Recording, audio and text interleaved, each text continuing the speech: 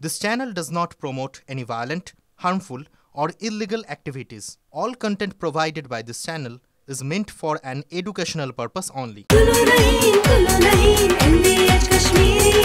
আরে কম দে কিন্তু খাঁটি দে। MDH কাশ্মীরি লাল লঙ্কার গুঁড়ো। দেখছেন TV9 বাংলা, আপনাদের সঙ্গে রয়েছে আমি সম্প্রীতি, আমার সঙ্গে রয়েছে আত্রেয়ী। আর ফুল অ্যান্ড ফাইনালে শুরুতেই যে খবরের দিকে আমাদের নজর থাকছে, এই মুহূর্তে একটা বড় খবর আপনাদের দিই। কালকের মধ্যেই দাগী অযোগ্যদের তালিকা প্রকাশের সম্ভাবনা সুপ্রিম কোর্টে জানালো এসএসসি। এই মুহূর্তে বড় খবর, বহু পরীক্ষার্থী তাকিয়ে রয়েছেন এদিকে। কালকের মধ্যেই দাগী অযোগ্যদের তালিকা প্রকাশের সম্ভাবনা রয়েছে সুপ্রিম কোর্টে জানালো এসএসসি। সুপ্রিম কোর্ট টাইমলাইন বেঁধে দিয়েছিল 7 দিনের, এবার সুপ্রিম কোর্টকে এসএসসি জানালো দাগী অযোগ্যদের কালকেই তারা তালিকা প্রকাশ করতে পারে, এমনই সম্ভাবনার কথা জানালো এসএসসি। চিহ্নিত অযোগ্যরা অ্যাডমিট কার্ড পেয়ে থাকলেও পরীক্ষা বাতিল করা হবে, সুপ্রিম কোর্টে বয়ান রেকর্ড করে বললেন রাজ্যের আইনজীবী কল্যাণ বন্দ্যোপাধ্যায়। সুপ্রিম কোর্ট থেকে এই মুহূর্তে বড় খবর আপনাদের দিচ্ছি, কারণ 7 তারিখ আর 14 তারিখে পরীক্ষা রয়েছে। তালিকা প্রকাশ করার ডেডলাইন বেঁধে দিয়েছিল সুপ্রিম কোর্ট। এবার এসএসসি বলছে কালকের মধ্যেই দাগী অযোগ্যদের তালিকা প্রকাশ তারা করতে পারে। জ্যোতির্ময় কর্মকার আমাদের প্রতিনিধির সঙ্গে আছেন। জ্যোতির্ময়, এই 7 দিনের সময়সীমাটাও অতিক্রম করতে হলো না, খুব দ্রুতই এসএসসি বলছে যে তারা কালকে দিয়ে দেবে। কেন, এসএসসির ঠিক কি বক্তব্য এক্ষেত্রে? দেখো, এক্ষেত্রে যে অভিযোগটা বারবার ধরে উঠে আসছে, যারা টেন্টেড ক্যান্ডিডেট তারা আবেদন করছে, তারা অ্যাডমিট কার্ড পেয়ে যাচ্ছে এবং একটা সম্ভাবনার জায়গা তৈরি হচ্ছে 7 এবং 14 তারিখ যে পূর্ব নির্ধারিত পরীক্ষা আছে সেখানে যারা অযোগ্য, যারা চিহ্নিত দুর্নীতিগ্রস্ত তারাও পরীক্ষায় বসে যেতে পারেন। আজ কল্যাণ বন্দ্যোপাধ্যায়কে কার্যত বাধ্য করা হয় অন রেকর্ড কোর্টে বলতে যে এসএসসি পরীক্ষায় কোনো টেন্টেড বা চিহ্নিত দুর্নীতিগ্রস্ত কেউ বসতে পারবে না। যদি কেউ পরীক্ষায় বসে তাহলে তার বিরুদ্ধে পরীক্ষার পরেও ব্যবস্থা গ্রহণ করা হবে, তার পরীক্ষা বাতিল করা হবে। এবং এক্ষেত্রে ঠিক সেই সময় তিনি জানান যে চেষ্টা করা হচ্ছে আগামীকালের মধ্যেই এই টেন্টেডদের তালিকা প্রকাশ করে দেওয়ার। এর পাশাপাশি সুপ্রিম কোর্ট স্পষ্টভাবে জানিয়ে দিয়েছে যে 7 বা 14 তারিখের পরীক্ষা কোনোভাবেই বাতিল করা হবে না, নির্ধারিত সময় অনুযায়ী পরীক্ষা হবে।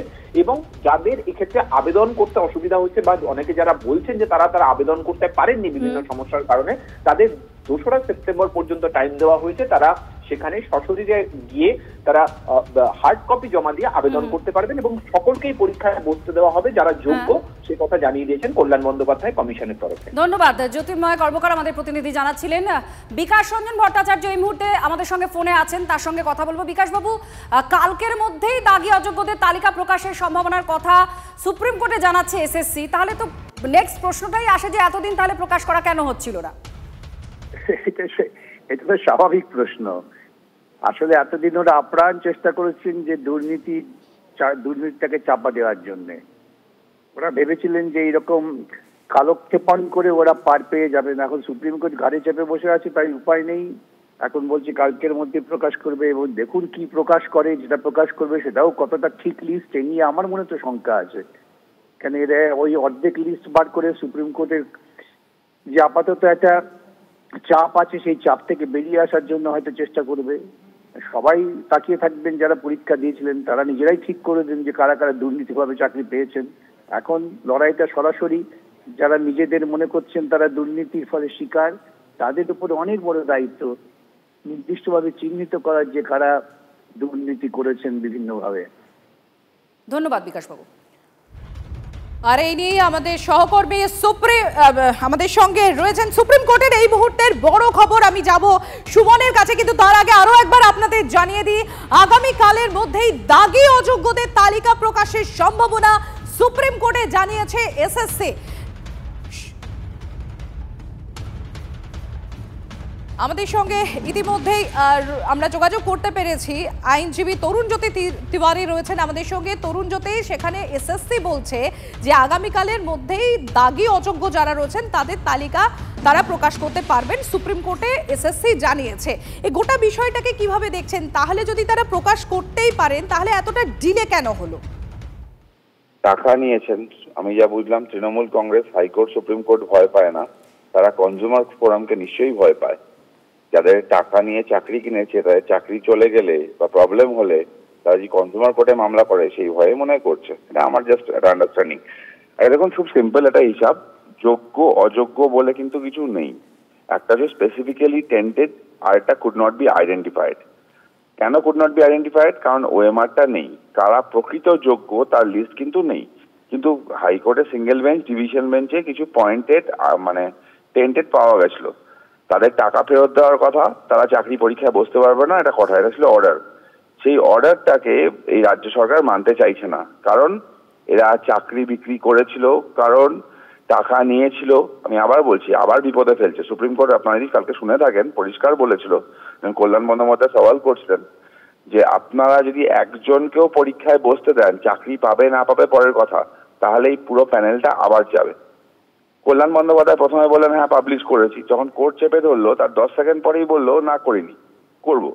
বারবার এই লুকোচুরি, সব লুকিয়ে রাখা, চেপে রাখা, এগুলোর কারণ কি আমরা সত্যি বুঝতে পারছি না। কিন্তু যদি সেক্ষেত্রে আদালতে যদি এটাই পর্যবেক্ষণ হয় যে একজনও যদি দাগি সেখানে রয়ে যায়, তাহলে আবারও প্যানেল বাতিল হবে, তাহলে তো আবারও সেই স্বচ্ছতা নিয়েই আবার প্রশ্নচিহ্ন উঠে যাবে। একদম একদম, সেটা নিয়ে প্রশ্ন তো আছেই। যেমন আমরা হাইকোর্টের সওয়াল, হাইকোর্টে যখন মামলা চলছিল তখন যদি সওয়াল শুনে থাকেন আপনারা, জাস্টিস সৌমেন সেন পর্যন্ত বিস্ময় প্রকাশ করেছিল যে একদল চোরকে বাঁচানোর এত চেষ্টা কেন করছে রাজ্য সরকার। আপনারা আরো জানেন এই 26,000 চাকরি হয়তো বাতিলই হতো না, এই সিঙ্গেল বেঞ্চের রায় মোতাবেক ওই 8,000 থেকে কিছু কম ওই চাকরি যদি বাতিল করে দিত। কল্যাণ বন্দ্যোপাধ্যায় দায়িত্ব নিয়ে গিয়ে সংখ্যাটা 26,000 নিয়ে গেছেন। ফার্স্ট। সেকেন্ড হচ্ছে অযোগ্যদের বাদ দিলে, মানে পয়েন্টের অযোগ্য তাদের বাদ দিলে, বা কমিশন গিয়ে যদি সুপ্রিম কোর্টে বলে দিত হ্যাঁ মাই লর্ড এরাই পয়েন্টের অযোগ্য, বাদ বাকি সবাই যোগ্য, তাহলে সবাইকে বলি হতো না। এই পুরো গেমটাই করা হয়েছে অযোগ্যদের বাঁচানোর জন্য, এবং যোগ্যদের শিখণ্ডী করে দাঁড় করিয়ে অযোগ্যদের বাঁচানোর চেষ্টা করেছে তৃণমূল কংগ্রেস এবং পর্ষদ। এটা আজকে দিনের আলোর মতো পরিষ্কার। ধন্যবাদ তরুণজ্যোতি। আমার সহকর্মী সুমন রয়েছেন আমার সঙ্গে, আমি একবার সুমনের কাছে চলে যাব। সুমন, এই যে দাগি অযোগ্যদের তালিকা প্রকাশের সম্ভাবনা এসএসসি যেটা জানাচ্ছে, চাকরি প্রার্থী যারা যোগ্য চাকরিহারা রয়েছেন তাদের কি প্রতিক্রিয়া নিয়ে, কি বলছেন তারা, কিভাবে দেখছেন তারা গোটা বিষয়টি? দেখো, তোমাকে পরিষ্কার করে বলে রাখি যে এই দাগি অযোগ্য যাদের বলা হচ্ছে তারা কারা। তারা হচ্ছে যারা র্যাঙ্ক জাম্প করে চাকরি পেয়েছে, যারা সাদা ওএমআরসির জমা দিয়ে চাকরি পেয়েছে, তাদের তালিকা এসএসসির কাছে রয়েছে। এসএসসি সেই তালিকা হাইকোর্টে পেশ করেছে, এর আগেও সুপ্রিম কোর্টেও পেশ হয়েছে। ফলে তাদের তালিকাটা জনসমক্ষে আনতে এসএসসির বাধা থাকার কথা নয়, তবে এসএসসি বারবার করে সেটা করতে চাইছিল না। এই জায়গায় দাঁড়িয়ে সুপ্রিম কোর্টের অর্ডারের পর যেটা জানা যাচ্ছে, আমরা ইতিমধ্যেই প্রস্তুতি শুরু হয়েছে, তার কারণ তালিকা তো আগে থেকে রেডি ছিল, আগামীকাল কিন্তু সেই তালিকা পেশ করা হতে পারে, সেই তালিকা প্রকাশ করা হতে পারে। অর্থাৎ সেই তালিকার বাদ দিয়ে যে বাকিরা যোগ্য, এটা কিন্তু এসএসসি জোর গলায় বলতে পারছে না। এই জন্যই কিন্তু পুরো তদন্ত প্রক্রিয়া চলেছে। পুরো এই যে 26,000 শিক্ষক যাদের মধ্যে অনেকেই যোগ্য, তারা কিন্তু এই জন্যই বলির পাঁঠা হয়েছে। এবং সেই জায়গায় দাঁড়িয়ে সেই শিক্ষকরা দাবি করছেন যে একদিকে যেমন দাগিদের তালিকাটা প্রকাশ করা হচ্ছে, তেমনি যোগ্য বলে এসএসসি। তুমি আমাদের সঙ্গে থাকো, সুকান্ত মজুমদার এই মুহূর্তে আমাদের সঙ্গে রয়েছেন, তার প্রতিক্রিয়া নেব। সুকান্ত বাবু, কি বলবেন যেখানে এসএসসি বলছে যে কালকের মধ্যেই তারা দাগি অযোগ্যদের তালিকা প্রকাশ করতে পারবে, সেই সম্ভাবনার পথটা অনেক উজ্জ্বল হচ্ছে সুপ্রিম কোর্টে তারা বলছে, তাহলে এতদিন কেন তাহলে তালিকা প্রকাশ করা হয়নি, এই প্রশ্নটা উঠছে, কি বলবেন? তাই তো উঠছে বারবার যে এতদিন দাগি এদের তালিকা নিয়েই তো সমস্ত ঝামেলা চলছিল। দাগিদের তালিকা যদি বাইরে চলে আসে তাহলে যারা যোগ্য শিক্ষক তাদের তো দ্বিতীয়বার আর পরীক্ষায় বসার কোনো প্রয়োজন নেই। সুপ্রিম কোর্ট থেকে শুরু করে হাইকোর্ট, ডিভিশন বেঞ্চ প্রত্যেকেই তো একটাই প্রশ্ন তুলেছে যে আপনারা কেন দাগিদের নামটা দিচ্ছেন না। ঠিক যেরকম ভাসুরের নাম আগেকার দিনের মহিলারা মুখে নিতেন না, মমতা বন্দ্যোপাধ্যায় সেইভাবে ভাসুরের নাম নেওয়ার মতো মমতা বন্দ্যোপাধ্যায়ের এসএসসি সেই রকম দাগিদের নাম এতদিন দিচ্ছিলেন না। এবং গোটা বাংলার মানুষ ভাবছিল যে তেরে মেরে বিচ মে ক্যাসা হে বন্ধন, যে নামই বলা যাচ্ছে না দাগিদের। সমস্যা হচ্ছে দাগিদের নাম বলে দিলে পরে, তাহলে পরে যারা টাকা দিয়েছে, টাকা দিয়ে চাকরি পেয়েছেন, তারা কি কেউ তৃণমূল নেতাদেরকে ছেড়ে দেবে? তারা তৃণমূল নেতাদেরকে কাঁঠাল গাছে বেঁধে তাদের ট্রিটমেন্ট করবে, সেই ভয়ে দিচ্ছিলেন না। লিস্ট দিক, সামনে আসুক কোন তৃণমূল নেতা টাকা দিয়েছে। আমি এই যারা দাগি, সকল দাগি যাদেরকে বলা হচ্ছে, সেই সমস্ত শিক্ষকদেরকে বলবো, আপনাদের নাম যদি লিস্টে বেরোয়, এসএসসি যদি দেয়, তাহলে আপনারাও অবশ্যই একটি লিস্ট বের করুন আপনারা, যে কোন তৃণমূল নেতাকে কত টাকা দিয়েছেন। সেই লিস্ট আমাদেরকে দিন, আমরা জেলায় জেলায় ছবি সহ পাবলিশ করবো যে কোন তৃণমূল নেতা কত টাকা নিয়েছেন। ধন্যবাদ সুকান্ত বাবু আপনার প্রতিক্রিয়ার জন্য। এই মুহূর্তে বড় খবর সুপ্রিম কোর্ট থেকে, একেবারেই আত্রই আমরা আরো একবার পিসিআর কে বলবো একটু প্রে করতে। আগামী কালের মধ্যেই দাগি অযোগ্যদের তালিকা প্রকাশ সুপ্রিম কোর্টে। একদম বিগ ওয়ালে একবার দেওয়ার জন্য প্লে করার জন্য রিকোয়েস্ট করব পিসিআর কে। এই মুহূর্তের অন্যতম বড় খবর, আগামী কালের মধ্যে দাগি অযোগ্য যারা রয়েছেন, আগামী কালের মধ্যে সেই দাগি অযোগ্যদের চিহ্নিত করে তাদের তালিকা প্রকাশ করতে পারে এমনই একটা সম্ভাবনা রয়েছে বলে সুপ্রিম কোর্টে জানানো হয়েছে এসএসসির তরফ থেকে। দাগিরা অ্যাডমিট কার্ড পেয়ে থাকলেও বাতিল হবে পরীক্ষা। জানানো হয়েছে কোনো ক্রমে পরীক্ষা দিলেও সেই প্রার্থীর পরীক্ষা বাতিল হবে। এবার এসএসসি একেবারে পাবলিক ডোমেনে আনবে এই লিস্ট। আমাদের প্রতিনিধি জানাচ্ছিলেন, কারণ এই লিস্ট তৈরি আছে এসএসসি, আর হাইকোর্টেও তারা, আদালতেও তারা জমাও দিয়েছেন, কিন্তু এবার পাবলিক ডোমেনে চলে আসবে। আমাদের সঙ্গে মেহবুব আলম চাকরি প্রার্থী রয়েছেন, তার সঙ্গে আমরা কথা বলবো। মেহবুব, একটু জানতে চাইবো, সুপ্রিম কোর্ট এই যে বলে দিয়েছে তালিকা প্রকাশ্যে আনবে দাগি যারা অযোগ্য, এটা নিয়ে প্রথম প্রতিক্রিয়া কি? কোথাও কি একটু আশ্বস্ত মনে হচ্ছে নিজেদের? অ্যাকচুয়ালি এটা আমাদের অনেক দিনকার দাবি ছিল, ফলে এই যে দাবিটা আজকে সুপ্রিম কোর্ট বললো, এই দিক দিয়ে আমরা সত্যি ভালো লাগছে যে আমাদের আন্দোলন, আমাদের রাস্তার আন্দোলন, আমরা বারবার বলেছি যে লিস্ট পাবলিশ করুন।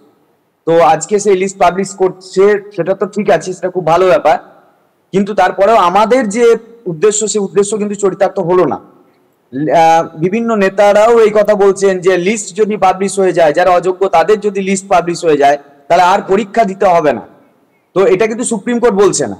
তো তাহলে বিকল্প কোনো পন্থা আমাদের রাজ্যের যারা আমাদের জনপ্রতিনিধি যারা বিধানসভায় আছেন, তারা প্রত্যেককে এটা ঠিক করতে পারেন, যখন যে যারা বৈধভাবে নিযুক্ত, যাদের বিরুদ্ধে কোনো অ্যালিগেশন নেই, 7 বছর পরে কারো বয়স 45 তো কারো বয়স 57, 57, তাকে আজকে আবার আমার স্টুডেন্টদের সঙ্গে আমাকে পরীক্ষা দিয়ে আমাকে প্রমাণ করতে হবে, মানে কাদম্বরী মরিয়া প্রমাণ করিল সে বেঁচে ছিল, আমাদেরকে মরিয়া প্রমাণ করতে হবে।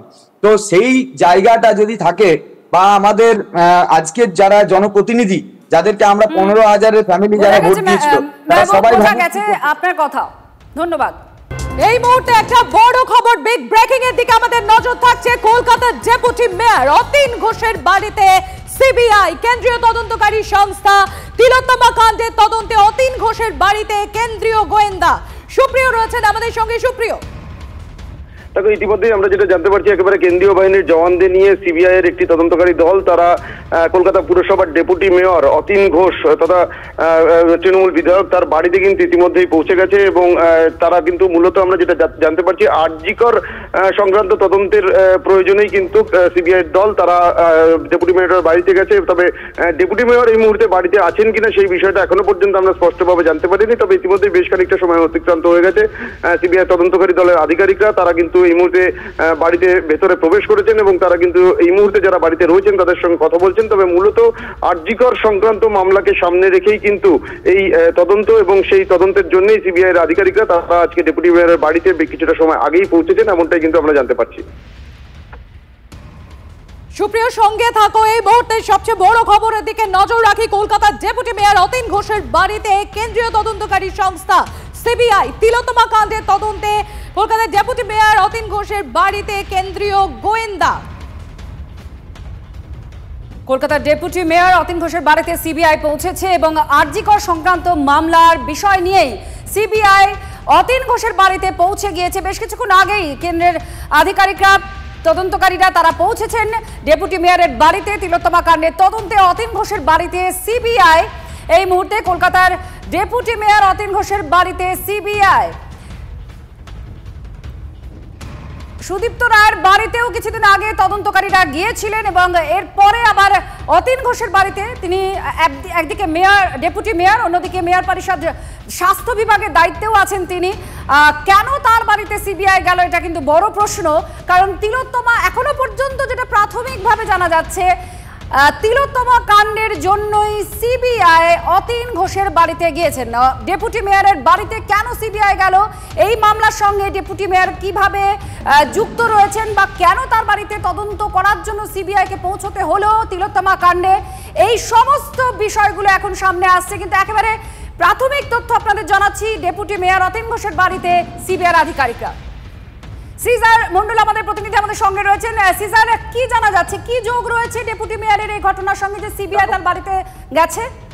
দেখো, প্রাথমিকভাবে জানা যাচ্ছে আরজিকর আর্থিক দুর্নীতি মামলায় তদন্তে কদিন আগে যেমন আরেক তৃণমূল বিধায়ক সুদীপ্ত রায়ের বাড়ি এবং নার্সিংহোমে তল্লাশি চালানো হয়েছিল দ্বিতীয় এবং তৃতীয়বারের জন্য, সেই আর্থিক দুর্নীতি মামলাতেই কিন্তু অতীন ঘোষের বাড়িতে এই মুহূর্তে সিবিআই আধিকারিকরা পৌঁছেছেন। বেশ কিছু তথ্য তারা পেয়েছেন, এমনটাই তাদের দাবি। কারণ আর্থিক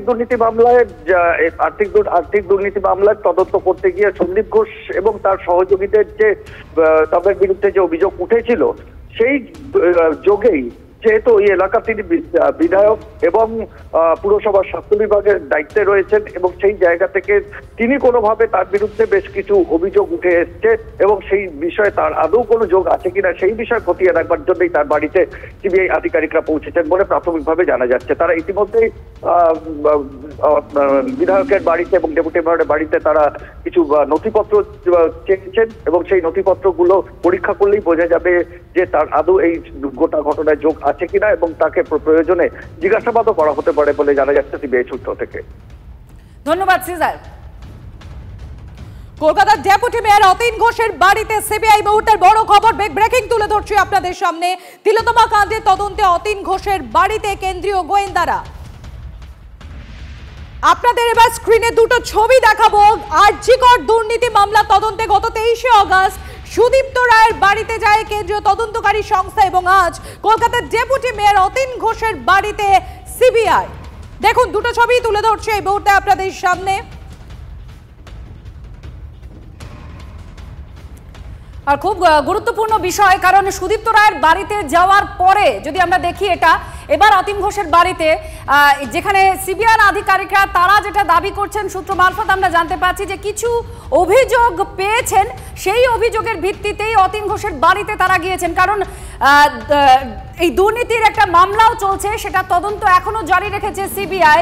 আর আরজিকরের এই দুর্নীতি মামলা তদন্তে সুদীপ্ত রায়ের বাড়িতে 23শে আগস্ট অর্থাৎ শ্রীরামপুরের বিধায়ক তৃণমূল বিধায়ক সুদীপ্ত রায়ের বাড়ি নার্সিং হোমে তল্লাশিও চালান সিবিআই আধিকারিকরা। এবার অতীন ঘোষ ডেপুটি মেয়র এবং এলাকার বিধায়ক, তিনি মেয়র স্বাস্থ্য বিভাগের দায়িত্বেও তিনি রয়েছেন কলকাতা পুরসভার, তার বাড়িতে এবার সিবিআই। সৌরভ দত্ত আমাদের প্রতিনিধি সঙ্গে আছেন। সৌরভ, অতীন ঘোষের বাড়িতে সিবিআই কেন গেছে? কারণ কিছুদিন আগে সুদীপ্ত রায়ের বাড়িতে নার্সিংহোমে তল্লাশি হয়েছে, এর সঙ্গে কোনো যোগ?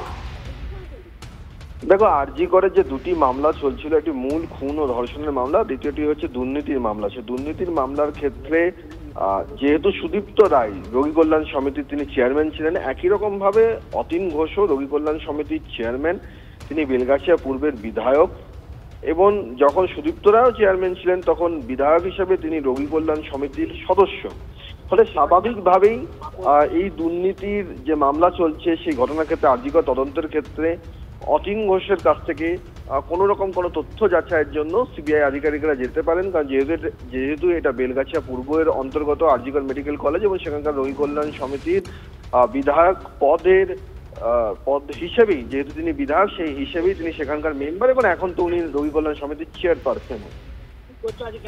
ধন্যবাদ সৌরভ। আমাদের প্রতিনিধি জানালেন যে রোগী কল্যাণ সমিতির চেয়ারম্যান এই পদ যেমন আছে, তিনি বিধায়কও বটে অতীন ঘোষ, আর সেই জন্যই গেছেন। কারণ সুদীপ্ত রায় আগে এই পদে ছিলেন, রোগী কল্যাণ সমিতির চেয়ারপারসন ছিলেন আরজিকরের, সেই সূত্র ধরে তার বাড়িতেও সিবিআই যায়, তার নার্সিংহোমে তল্লাশি চালানো হয় এবং এই যোগসূত্র এখনো পর্যন্ত সামনে এসেছে যে কেন সিবিআই অতীন ঘোষের বাড়িতে।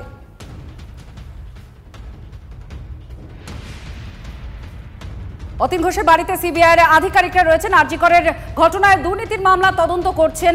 এর আগে আপনারা দেখেছেন যে সুদীপ্ত রায়ের বাড়িতে যিনি আরজিকরের রোগী কল্যাণ সমিতির চেয়ারপারসন ছিলেন, সেই সূত্র ধরে তার বাড়িতে সিবিআই যায় এবং এই দুর্নীতির সঙ্গে কোনো যোগাযোগ আছে কিনা সুদীপ্ত রায়ের, তার নার্সিংহোম, সমস্ত জায়গায় এই বিষয় নিয়ে জিজ্ঞাসাবাদ এক প্রস্ত হয়েছে, তল্লাশিও চালিয়েছে সিবিআই। এবার অতীন ঘোষের বাড়িতে সিবিআইয়ের আধিকারিকরা।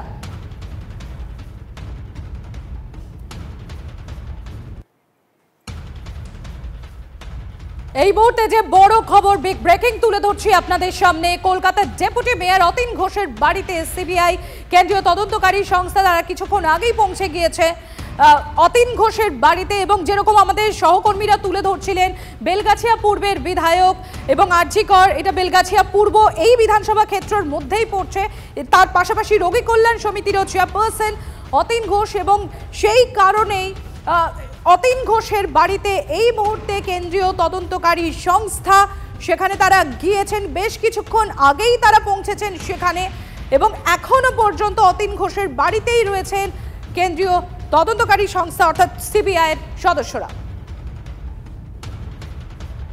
এই মুহূর্তে বড় খবরের দিকে আমরা নজর রাখবো। অতীন ঘোষের বাড়িতে সিবিআই পৌঁছেছে তিলোত্তমা কাণ্ডে। এই খবর আমরা ব্রেক করেছি 2:07-এ, আর সেই খবর আরো একবার আপনাদের দেখাবো, কারণ অতীন ঘোষ তিনি বিধায়ক, একই সঙ্গে আরজি করের রোগী কল্যাণ সমিতির তিনি বর্তমানে চেয়ারম্যানের দায়িত্বে আছেন। তার বাড়িতে এবার সিবিআই গিয়েছে। ডেপুটি মেয়র, কলকাতা পুরসভার ডেপুটি মেয়র অতীন ঘোষ, স্বাস্থ্য বিভাগের মেয়র পরিষদের দায়িত্ব তার কাঁধে। তার বাড়িতে এবার সিবিআই তদন্তকারীরা তিলোত্তমা কাণ্ডে যে দুর্নীতির মামলা, সেই মামলাতেই তদন্তে সিবিআই। সুপ্রিয় আমাদের প্রতিনিধি আমাদের সঙ্গে রয়েছেন, আরো বিস্তারিতভাবে জানাচ্ছেন। সুপ্রিয়, ডেপুটি মেয়র অতীন ঘোষের বাড়িতে সিবিআই পৌঁছেছে, তিনি আরজি করে রোগী কল্যাণ সমিতির বর্তমানে চেয়ারম্যানের দায়িত্বে। ঠিক কি কি তথ্য উঠে আসছে, কখন পৌঁছেছেন সিবিআই আধিকারিকরা, আর কি জানা যাচ্ছে? দেখো, বেশ খানিকটা সময় কিন্তু ইতিমধ্যেই অতিক্রান্ত হয়ে গেছে। একেবারে কেন্দ্রীয় বাহিনীর জওয়ানদের সঙ্গে নিয়ে কিন্তু সিবিআই যারা তদন্তকারী আধিকারিকরা রয়েছেন তারা ডেপুটি মেয়র, কলকাতা পুরসভার ডেপুটি মেয়র অতীন ঘোষ তার বাড়িতে পৌঁছেছেন। ইতিমধ্যেই তদন্তকারী আধিকারিকরা তার বাড়ির ভেতরেও পৌঁছে গেছেন।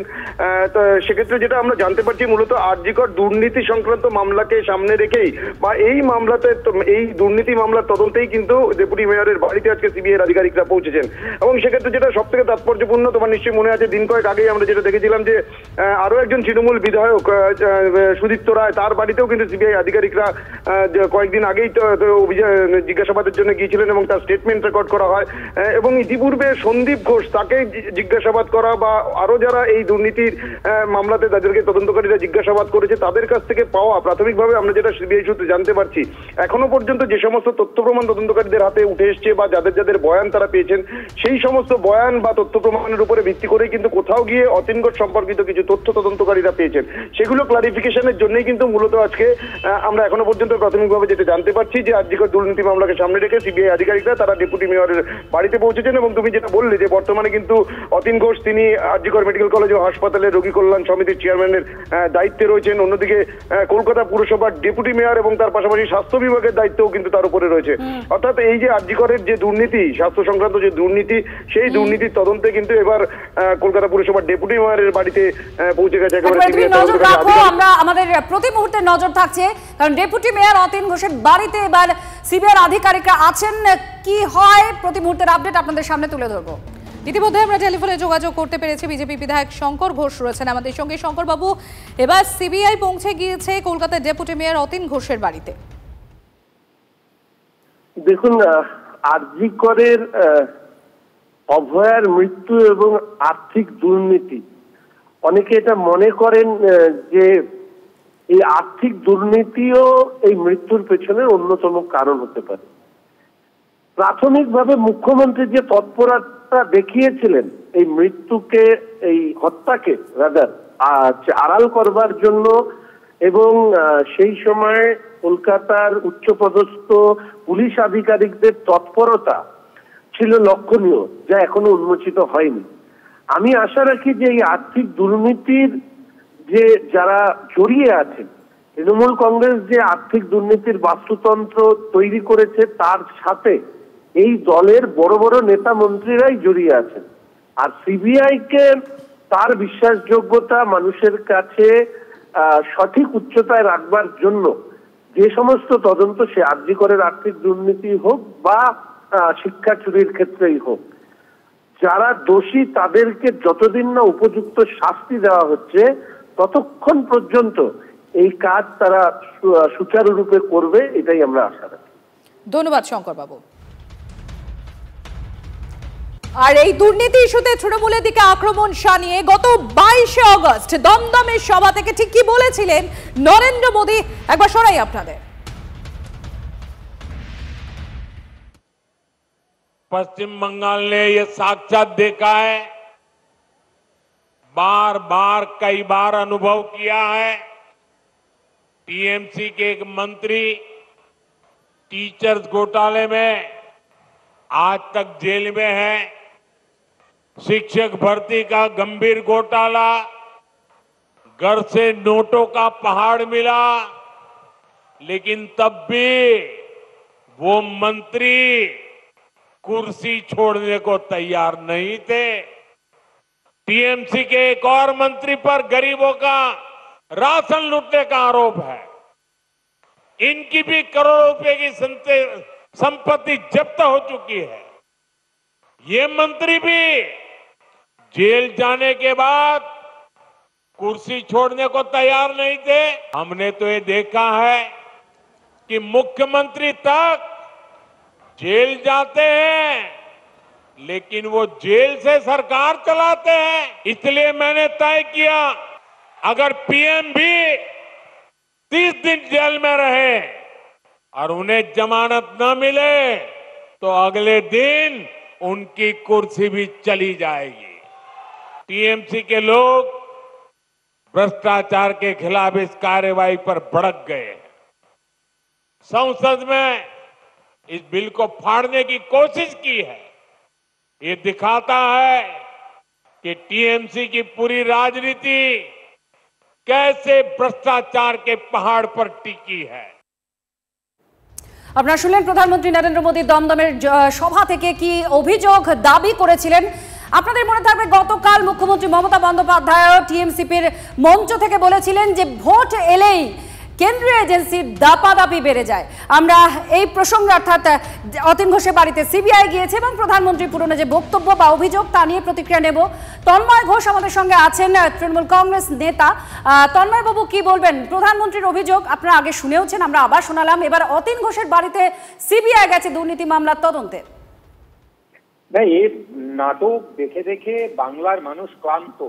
সবসময় একই নাটক। আসলে ওনারা নাটক যদি করতে চান, বাংলায় ভালো ভালো নাট্যকার আছেন, বাংলা থেকে ওনাদের একটু শিখতেও পারেন। প্রথম কথা হচ্ছে, সিবিআই 1 বছর ধরে তদন্ত করছে। কলকাতা পুলিশ 24 ঘন্টার মধ্যে যা করেছিল, তারপরে সিবিআই এর আর 1 সেকেন্ড বা 1 মিনিটও আলাদা কিছু বলার ক্ষমতা নেই। কিচ্ছু বলতে পারেননি, কোনো নতুন তথ্য দিতে পারেননি। আজকে আবার সামনে নির্বাচন, এখন এসে আবার এর বাড়িতে একবার ওর বাড়িতে একবার, প্রত্যেকদিন খবরে ভেসে থাকা এই দুর্নীতির জন্য সিবিআই গেল, এই দুর্নীতির জন্য সিবিআই গেল। এই ছোটবেলায় আমরা পড়েছিলাম পালে বাঘ পড়ার গল্প, তো সেই যারা জানেন সেই গল্পটা তারা বুঝতে পারছেন। এইভাবে দেখাতে দেখাতে সিবিআই এর মতো একটা সংস্থা, যেটা কিনা দেশের সর্বোচ্চ তদন্তকারী সংস্থা, তার ক্রেডিবিলিটিটা কোন জায়গায় নামিয়ে এনেছেন রাজনৈতিকভাবে ব্যবহার করতে করতে। এরপরে তো মহামান্য আদালতও 2 দিন আগে বলেছেন যে গ্যালারি শো, সিবিআই মানে এখন গ্যালারি শো। ভাবুন, আদালত পর্যন্ত এই কমেন্ট করতেন। বাংলার মানুষ, দেশের মানুষও বুঝে গেছে সিবিআই মানে হচ্ছে শুধুমাত্র বিজেপি এবং মাননীয় প্রধানমন্ত্রী অমিত শাহ, নরেন্দ্র মোদীজি এবং স্বরাষ্ট্রমন্ত্রী অমিত শাহজির হয়ে কাজ করার একটা সংস্থা। ধন্যবাদ তন্ময় আপনার প্রতিক্রিয়ার জন্য। এই মুহূর্তে একটা বড় খবরের দিকে নজর রাখি। কলেজ স্ট্রিটে নজর রাখবো আমরা। সেখানে পশ্চিমবঙ্গ ওবিসি অধিকার রক্ষা মঞ্চের যে বিধানসভা অভিযান ছিল, সেই অভিযান শুরুর আগেই ধরপাকড়। কলেজ স্ট্রিট থেকে মিছিল শুরুর আগেই আটকে দিল পুলিশ। দেখুন সেই ছবি আপনাদের দেখাচ্ছি। সুশোভন রয়েছেন আমাদের সঙ্গে। আমি একবার, সুশোভন, কি চলছে ওখানে? দেখো, এই মুহূর্তে ধরপাকড় শুরু হয়ে গেল। জ্যোতির্ময় সিং মাহাতো, সাংসদ তমগ্ন ঘোষ সহ যারা এসেছিলেন তারা দীর্ঘ সময় বসেছিলেন রাস্তায়। পুলিশ তাদের বাধা দেয়। প্রথমে তাদের বলা হয় যে তাদের এখান থেকে এগোনো যাবে না, তারা সিদ্ধান্ত নেয় তারা অবস্থান করবেন। পুলিশ অবস্থানেও কিন্তু অনড় ছিল। আর একেবারে দেখতে পাচ্ছ যে তমগ্ন ঘোষ, তাকে কিন্তু নিয়ে যাওয়া হচ্ছে। জ্যোতির্ময় সিং মাহাতো তিনিও কিন্তু এখানে রয়েছেন এবং রীতিমতো দেখুন কিভাবে অ্যারেস্ট করা হচ্ছে। দেখে গেল মনে হচ্ছে আমরা প্রতিবাদ করতে এসেছিলাম। বুঝতে পারছো যে ইতিমধ্যেই তমগ্ন ঘোষ, জ্যোতির্ময় সিং মাহাতো সহ যারা রয়েছেন, এখনো বচসা চলছে। যারা রয়েছেন, জ্যোতির্ময় সিং মাহাতো তিনি রয়েছেন। দেখুন, লোকতন্ত্র বলে কিচ্ছু নেই। পুলিশ এসছে আমাদেরকে অ্যারেস্ট করতে। দেখতে পাচ্ছ যে পুলিশ কিন্তু বল প্রয়োগ করা শুরু করে দিয়েছে। অন্যদিকে ট্যাগ জ্বালিয়ে বিক্ষোভ প্রদর্শন সমান তালে চলছে। আমার চিত্র সাংবাদিক দেবব্রত দেখানোর চেষ্টা করছে। এই মুহূর্তে কিন্তু পরিস্থিতি পুলিশ কিন্তু পুরোটা কন্ট্রোল করছে এবং একে একে কিন্তু যে গাড়িতে যে তোলার প্রক্রিয়া তাও কিন্তু শুরু হয়েছে।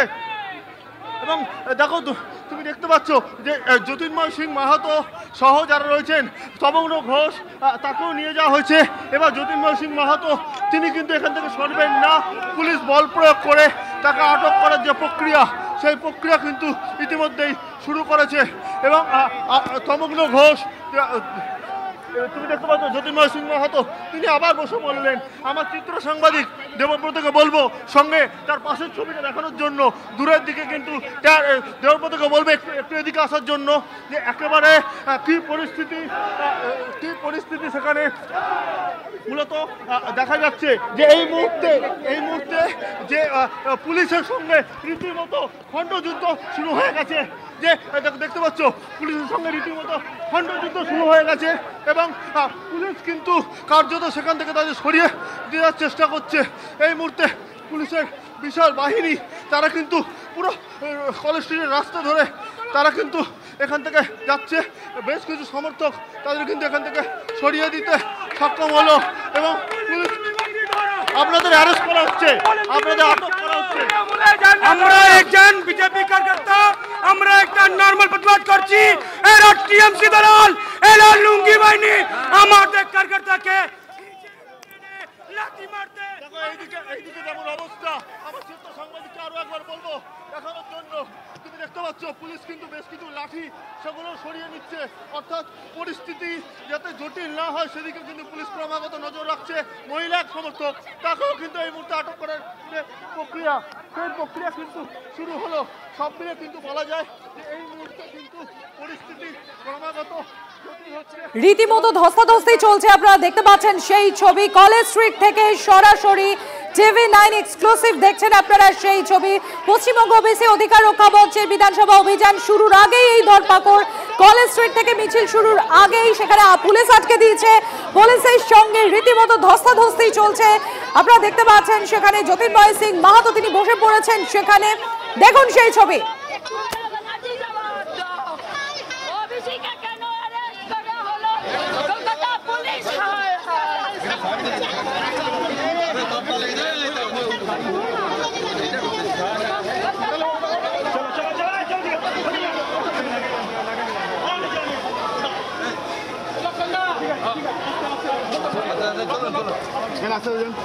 দেখুন ইতিমধ্যেই যেরকম আপনাদের দেখাচ্ছিলাম যে মিছিল শুরুর আগে আটকে দিয়েছে পুলিশের সঙ্গে রীতিমতো ধস্তাধস্তি চলছে।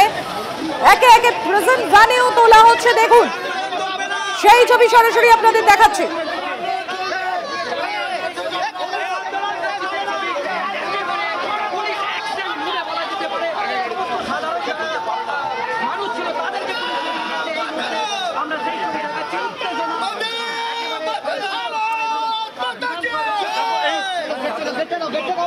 অভিযান ছিল বিজেপি বিধানসভা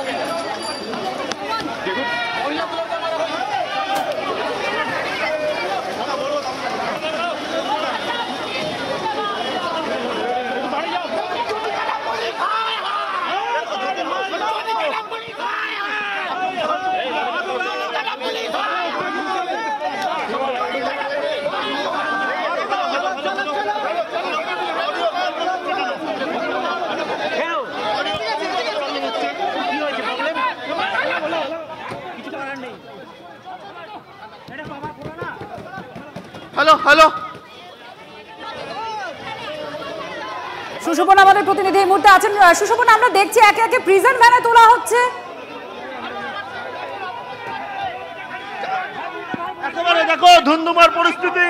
তমগ্ন ঘোষ ওবিসিদের জন্য কথা বলতে যাওয়ার জন্য আজকে আমাদের ট্রেনে হিচড়ে ভারতবর্ষে ফ্ল্যাগের অবমাননা করে অ্যারেস্ট করা হলো।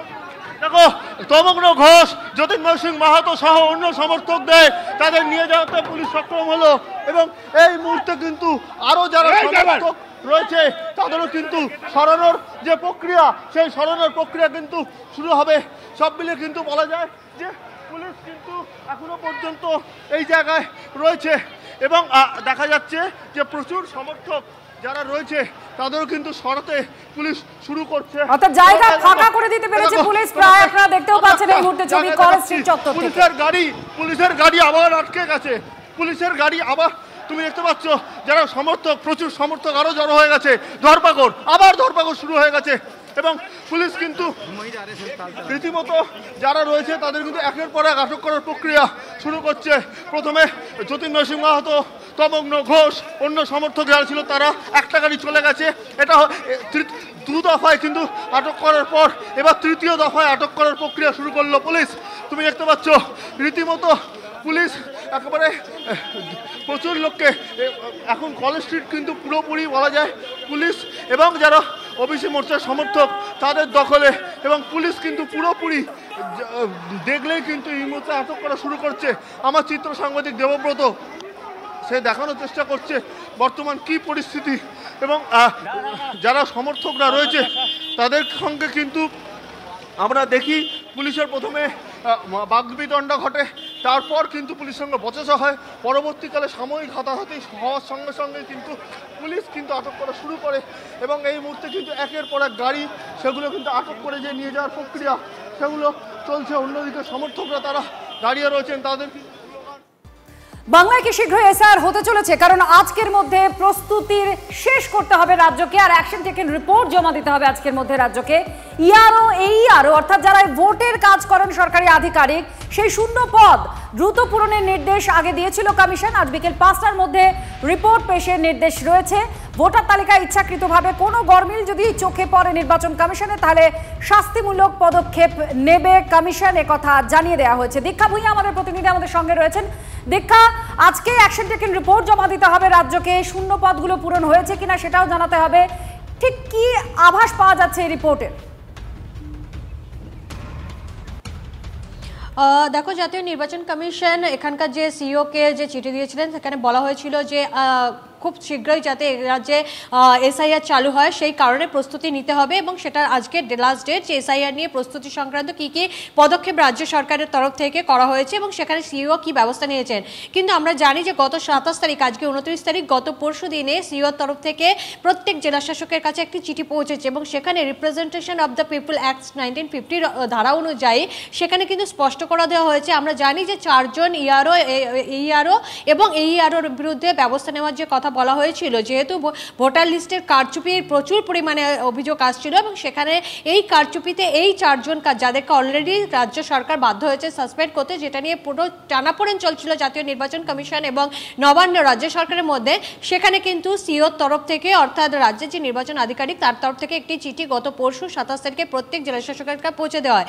সেখানে বলে দেওয়া হয় যে এইআরও এবং ইআরও তাদের কিন্তু ভোটের যে প্রস্তুতি তাদের উপর নির্ভর করে থাকবে, তারা সমস্ত কিছু এই ব্যবস্থা করবেন। অর্থাৎ একদিকে কিন্তু সিইওর তরফ থেকে এটা বলে দেওয়া হচ্ছে সকলকে প্রস্তুত থাকতে, 1 নম্বর। 2 নম্বর হচ্ছে আজকে অল পার্টি মিটিং আছে কমিশনে, সেখানে রাজ্য অর্থাৎ শাসক দলের যারা প্রতিনিধি তারাও থাকবেন এবং অন্যান্য রাজনৈতিক দলের প্রতিনিধিরাও থাকবেন, এবং স্বভাবতই আজকে মনে করা হচ্ছে এসআইআর নিয়ে সেখানে কিন্তু বিষয়টি উঠে আসবে। ফলে সমস্ত অন্যান্য পার্টিরা কি বলেন বা শাসক দল কি বলে, কারণ শাসক দলের তরফ থেকে আমরা জানি একেবারে সেই বৈঠকের দিকেও আমাদের নজর থাকবে। দীক্ষা, এদিকে আপনাদের আরো একটা বিষয় তুলে ধরি, আজকে সর্বদল বৈঠকে কমিশন, কারণ বাড়ছে ভূত, আর তারই রূপরেখা তৈরি করতে আজ সর্বদল বৈঠকে কমিশন। শ্রাবন্তী রয়েছেন আমাদের সঙ্গে সরাসরি, আমি একবার শ্রাবন্তীর কাছে চলে যাবো। শ্রাবন্তী, কোথায় কত বুথ হতে পারে এবং কি কি বিষয় মূলত এই সর্বদল বৈঠকে উঠতে চলেছে? শ্রাবন্তী, সম্প্রতি প্রায় 84,000 বুথ শেষ ভোটে আমরা দেখেছি, এবং সেই বুথের সংখ্যা প্রায় 10,000 বাড়তে চলেছে। তার কারণ বুথের এতদিন পর্যন্ত 1200-রও বেশি যদি ভোটার থাকতেন তাহলে একটি বুথে তাদেরকে অনুমতি দেওয়া হতো ভোট দিতে, কিন্তু এখন সংখ্যাটা 1200-র বেশি নয়। ঠিক এর কারণেই বুথের সংখ্যা বাড়ছে, এবং সেটা প্রায় 10,000-এর কাছাকাছি বাড়ছে। সেই হিসেবে 94,000 বুথ যদি থাকে, নতুন যে বুথগুলো হবে সেগুলি কোথায় হবে? একই সঙ্গে হাইরাইসের মতো জায়গাতেও কমিশনের ভাবনা রয়েছে বুথ তৈরি করার। এই ব্যাপারে যাবতীয় তথ্য প্রত্যেকটি রাজনৈতিক দল তারা দেবেন, কোথায় কাদের কি আপত্তি রয়েছে এবং বুথের ইনফ্রাস্ট্রাকচার কীরকম হবে, কতটা উন্নত হওয়া দরকার সে সম্পর্কে তারা বলবেন। এ নিয়ে মূলত আলোচনা রয়েছে। একই সঙ্গে মনে করা হচ্ছে যে যেহেতু এসআইআর নিয়ে এত কথা হচ্ছে এবং বিহারের কথাটা মাথায় রেখে স্বাভাবিকভাবে এত যে মানুষের নাম বাদ যাচ্ছে সে ব্যাপারে যেন নির্বাচন কমিশন সতর্ক হয়, এ ব্যাপার নিয়েও রাজনৈতিক দলের পক্ষ থেকে বলা হতে পারে, যদিও মূল আলোচ্য বিষয় শুধুমাত্র বুথের বিন্যাস। সম্প্রীতি। ধন্যবাদ শ্রাবন্তী। এবার বিহারের দিকে নজর রাখবো। বিহারে আরো 3 লক্ষ ভোটারকে নোটিশ পাঠিয়েছে নির্বাচন কমিশন। কি না তাদের নথিতে গরমিল আছে বলে অভিযোগ করা হচ্ছে। 7 দিনের মধ্যে প্রামাণ্য নথি নিয়ে হাজির হতে বলা হয়েছে। জ্যোতির্ময় কর্মকার আমাদের প্রতিনিধি আমাদের সঙ্গে রয়েছেন। জ্যোতির্ময়, একেই 65 লক্ষ ভোটারের নাম বাদ গিয়েছে, ব্যাপক রাজনৈতিক উত্তাপ রয়েছে বিহার জুড়ে, তার মধ্যে আরো 3 লক্ষকে নোটিশ পাঠালো নির্বাচন কমিশন। দেখো 35 লক্ষ ভোটার যারা এনুমারেশন ফর্ম ফেরত দেয়নি বা যাদের বাড়িতে গিয়ে তাদের খুঁজে পাওয়া যায়নি বা যাদের বিভিন্ন জায়গায় নাম, একাধিক জায়গায় যাদের নাম রয়েছে, মূলত তাদের নাম বাদ গিয়েছে। এর পরবর্তী ক্ষেত্রে যারা নথি জমা দিয়েছে তাদের নথির ভিত্তিতেই তাদের নামের একটি খসড়া তালিকা ঘোষণা করা হয়েছে এবং তার পরবর্তী ক্ষেত্রে প্রত্যেকটা কাগজ খতিয়ে দেখার কাজ বা নথি খতিয়ে দেখার কাজ শুরু হয়েছে। আর সেই নথি খতিয়ে দেখার পরে মোট 3 লক্ষ ভোটারকে নতুন করে নোটিশ দেওয়া হয়েছে যে তারা যে নথি জমা দিয়েছে সেই নথি যথোপযুক্ত নয়। এবার তাদেরকে হিয়ারিং এর জন্য ডাকা হচ্ছে। এবার যেদিকে আমাদের নজর থাকবে যে এই যে নথি নেই, মূলত কোন নথি না থাকার কারণে তাদেরকে তলব করা হচ্ছে। আধার কার্ড ইতিমধ্যেই বাধ্যতামূলক করেছে সুপ্রিম কোর্ট। স্বাভাবিকভাবেই যাদের নথি নিয়ে প্রশ্ন উঠছে তারা কি আধার কার্ড দিয়েছেন বা তাদের কাছে কি আধার কার্ডও নেই, এই প্রশ্নগুলোই কিন্তু এই মুহূর্তে প্রাসঙ্গিকভাবে সামনে আসছে, যেদিকে অপেক্ষা থাকছে বা যেদিকে এই মুহূর্তে রাজনৈতিক দলগুলো নজর থাকছে যে মূলত কোন নথি না থাকার কারণে যে তলব করা হচ্ছে সেই ইনফরমেশনের জন্য। অনেক ধন্যবাদ জ্যোতির্ময়। আর এবার একটা খবর দিই আপনাদের, ভোটার লিস্ট সেখানে দেখা যাচ্ছে শ্বশুর বাবা হয়ে গিয়েছেন আর শাশুড়ি মা। বিয়ের পরেও শ্বশুর বাড়িতেই সংসার পেতে বসেছেন বাংলাদেশি যুবক। বসিরহাটের স্বরূপনগরের সারাফুল পঞ্চায়েতের ঘটনায় রীতিমতো হইচই। ইউরোপ থেকে ফিরে গত 7 বছর ধরে এই রাজ্যেই বসবাস এই বাংলাদেশি যুবকের। তার মা বাবা বাংলাদেশের সাতক্ষীরার বাসিন্দা। কিভাবে এই ভুয়ো নথিপত্র বানিয়ে ভারতে বসবাস এই বাংলাদেশি যুবকের, এই প্রশ্নই উঠছে। এবং এতগুলো বছর ধরে, বিগত 7 বছর ধরে এই যুবক নিজের শ্বশুর শাশুড়িকেই নিজের মা বাবা বানিয়ে পরিচয়পত্র তৈরি করেছে, ভুয়ো পরিচয়পত্র, এবং 7 বছর ধরে সেটা কারোর নজরে আসেনি। কি লালটু ভাই আপনাদের জামাই তো? হ্যাঁ। কতদিন আছে এই জামাই এখানে? আমি ঠিক বলতে পারবো না। ও বাড়ি আসছে। আর এমনি ওনার বাড়ি কোথায়, এখানেই কি? না, ও আসুক আর ওর কাছ থেকে শোনো হবে, তারপরে বলছি। এরকম লালটু ধাবকদের মতন ভুয়ো ভোটার সারা রাজ্যে ভর্তি। প্রায় 38 লক্ষ অনুপ্রবেশকারী আমাদের উত্তর 24 পরগনার জেলায় আছে, যারা এখন তৃণমূলের ভোট ব্যাংকে পরিণত হয়েছে। লালটু ধাবকদের মতন লোকেরা তৃণমূলের উপর কৃতজ্ঞ দেখানোর জন্য তৃণমূলের হয়ে ভোট লুট করছে। আর এদের মানে শিকড় ছাড়া মানুষ তো, এদের ভয়ের কোনো কারণ নেই। যে কোনো সময় যে কোনো একটা অঘটন ঘটিয়ে এরা আবার বাংলাদেশে ফেরত যাবে। এটা তো আমার বিষয় নয়। ভোটার হয়েছে, নির্বাচন কমিশনের দায়িত্বে যারা আছেন তারা তাদেরকে ভোটাধিকার দিয়েছেন। নিশ্চিত ভালো কিছু না দেখলে ভোটাধিকার দেয়নি তাদেরকে। তাহলে সেক্ষেত্রে এখন বাংলাদেশি না অন্য কোথাকার, এটা তো এখন দেখার বিষয় না। সে তো এখন ভারতীয় নাগরিক, সে তো তার ভোটটা প্রদান করেছে নরেন্দ্র মোদী প্রধানমন্ত্রীকে। আরে বাজে খবরের দিকে আমরা নজর রাখবো। শোভন রত্নার ডিভোর্স মামলা খারিজ। শোভনের সঙ্গে থাকতে চেয়ে রত্নার মামলাও খারিজ করলো আদালত। আমরা ডিটেলস জানবো। সৌভিক রয়েছেন আমাদের সঙ্গে। সৌভিক, কি জানা যাচ্ছে? দেখো, 2017 সালে শোভন চট্টোপাধ্যায় একটি বিবাহ বিচ্ছেদের মামলা করেছিল এবং সেটা আলিপুর জজ কোর্টে করেছিল এবং তিনি চেয়েছিলেন যে বিবাহ বিচ্ছেদ যাতে তাদের হয়ে যায়। কিন্তু সেক্ষেত্রে তিনি যে গ্রাউন্ডগুলো অ্যাপিল করেছিলেন, অর্থাৎ রত্না চট্টোপাধ্যায় তার উপর অত্যাচার করে, তার টাকা পয়সা নষ্ট করে এবং বাচ্চাদেরকে দেখাশোনা করে না, এই তথ্যগুলো যখন কোর্টে দিয়েছিল কিন্তু এগুলো কোনোটাই প্রমাণ করতে পারেনি। তাই আলিপুর আদালত তাদের যে বিবাহ বিচ্ছেদের মামলা সেটা খারিজ করে দেয়, অর্থাৎ তাদের বিবাহ বিচ্ছেদ আইনানুগভাবে হলো না। পাশাপাশি রত্না চট্টোপাধ্যায় চেয়েছিলেন শোভন চট্টোপাধ্যায়ের সঙ্গে থাকতে, সেদিকেও কিন্তু আলিপুর আদালত তাদের অ্যাপিলও মানেননি, অর্থাৎ আইনানুগভাবে তাদের বিবাহ বিচ্ছেদ হলো না, তারা দুজনেই কিন্তু সেপারেট থাকবে। সেক্ষেত্রে শোভন চট্টোপাধ্যায়ের ছেলে ঋষি তিনিও এসেছিলেন এবং তিনি তার বাবার উদ্দেশ্যে বার্তা দেন যে তার বাবা যদি আবার তাদের সঙ্গে ফিরে আসে তাহলে খুব ভালো হয়, তারা আগের সমস্ত গন্ডগোল মিটিয়ে নিয়ে একসঙ্গে আবার থাকবে। আলিপুর আদালতে আজকের বিবাহ বিচ্ছেদের যে মামলা সেই মামলা খারিজ হয়ে যায়, পাশাপাশি রত্না চট্টোপাধ্যায়ের একসঙ্গে থাকার যে অ্যাপিল সেটাও খারিজ করলো আলিপুর আদালত। ধন্যবাদ। আজকে কি হলো অর্ডার, আপনি এসেছেন এখানে, কি অবস্থা? আজকে আমার 8 বছরের লড়াইয়ের একটা ধাপ শেষ হলো। আমি 8 বছর ধরে অন্যায়ের সঙ্গে যুদ্ধ করেছি আমার বাচ্চাদের জন্য, কারণ আমার এক ছেলে এক মেয়ে, আপনারা সকলে জানেন। তাদের উপর, আমার উপর ছাড়ুন, তাদের উপর যেভাবে মানে অত্যাচার করা হয়েছে মানসিকভাবে, সেই লড়াইটাই আমি 8 বছর ধরে লড়লাম। এবং আমার সঙ্গে আমার শ্বশুর বাড়ি, আমার বাপের বাড়ি, এই সমস্ত অ্যাডভোকেটরা 8 বছর ধরে লড়াই করেছে। আজকে আমি বিশ্বাস করি যে আজকে আমাদের যে রায়টা, এটা সমাজের উপর খুব বড় প্রতিফলিত হবে, কারণ পুরুষ শাসিত সমাজে মহিলারা যেভাবে নির্যাতিত হয় এবং ক্ষমতার কাছে তারা হেরে যায়, আমি সেই লড়াইটা দিতে পেরেছি। এখন ছোলা হোক বা বরবটি দানা, সাদা চানা হোক বা কালো, সব রান্নাই হবে অসাধারণ।